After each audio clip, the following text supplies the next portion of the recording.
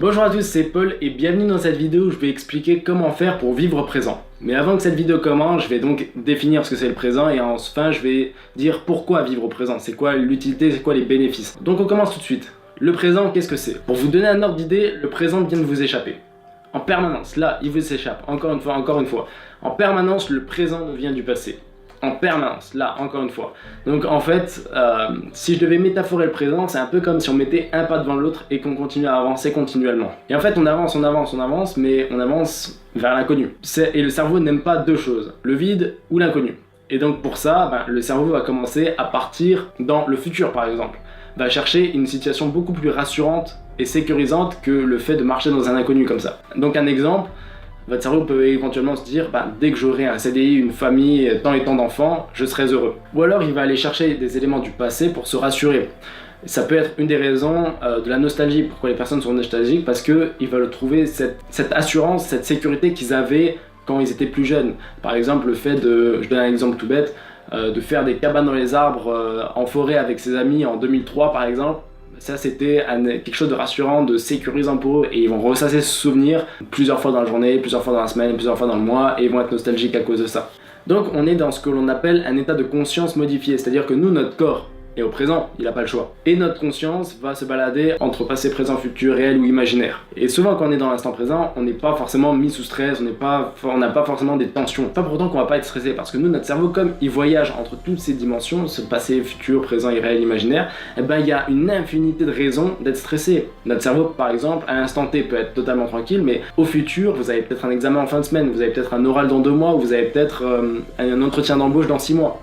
Et le fait de penser à ça va vous générer du stress, des tensions et tout ça. En plus de ça, on est dans une société où tout va vite, tout doit être performant. Donc il y a une infinité de raisons pour être mis sous stress quotidiennement et tout le temps. Et en fait, si je devais métaphorer le stress, c'est un peu comme si on contractait un muscle. Sauf que certaines personnes oublient de le lâcher. Ou même certaines personnes oublient comment faire pour lâcher. Vous pouvez faire le test chez vous, mais si vous restez tout contracté comme ça pendant 5 minutes déjà, ça va vous épuiser. Déjà, vous allez en avoir marre. Avec le stress, c'est un peu pareil. Ça va vous pomper de l'énergie au quotidien. Et vous allez vous sentir beaucoup plus raplapla. J'ai pas envie d'entrer dans les détails, mais aussi vous pouvez prendre du poids. Donc le fait de revenir au présent permet de lâcher prise par rapport à toutes ces tensions, ces sources de stress qui peuvent venir du passé ou du futur, réel ou imaginaire. Donc maintenant, techniquement, comment faire? Le but, ça va être de ramener notre conscience à l'instant présent. Qu'est-ce qui est dans le présent? Notre corps. Donc le but, c'est de ramener notre conscience dans notre corps. Et pour ça, quelque chose qui est lié à notre rythme cardiaque, c'est la respiration. Si on prend des bonnes respirations, on va pouvoir justement diminuer éventuellement ce pouls, parce que le stress justement augmente notre rythme cardiaque. Donc on va se concentrer sur la respiration. Donc maintenant, la méthode vraiment concrète à appliquer,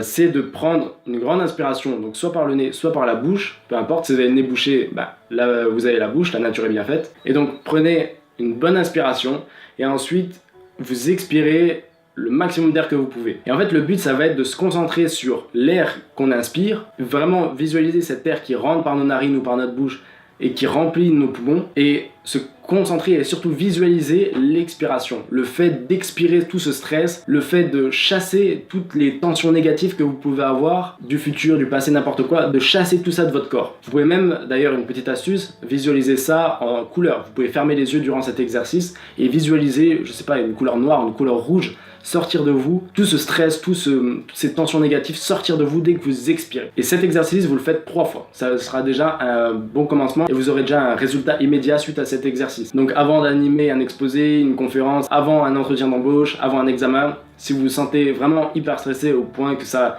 vous touche vraiment énergétiquement et que ça peut éventuellement nuire à la qualité de votre travail, faites cet exercice et vous allez sentir déjà vos épaules se relâcher, vous allez sentir déjà votre corps respirer tout simplement, parce que dès que vous prenez conscience de votre respiration, ça va sûrement être les meilleures respirations de votre journée. Et profitez vraiment de cet exercice de visualisation je prends en moi toute cette air, toute cette énergie qui rentre en moi, et ensuite j'expire tout le stress, tout le trac que je peux avoir par la bouche, et je l'expire de mon corps. Comme ça, vous remplissez entre guillemets de bonnes énergies. D'ailleurs, si vous revenez dans le moment présent, par exemple avant un repas, vous pouvez savourer davantage les aliments que vous avez dans l'assiette. Souvent on mange sans prendre conscience de ce qu'on mange, et on mange et ensuite on est content parce qu'on a mangé. Pour être heureux au quotidien, la formation que j'offre qui est dans la description, j'explique dans cette formation qu'il faut savourer, il faut apprendre vraiment à savourer les choses. Je donne la méthode concrète dans la formation et cette formation est totalement offerte. Je vous invite à cliquer sur le lien qui se trouve dans la description. Donc vraiment revenir sur sa respiration et revenir dans le moment présent est quelque chose de vraiment important si vous voulez vous reconnecter au présent.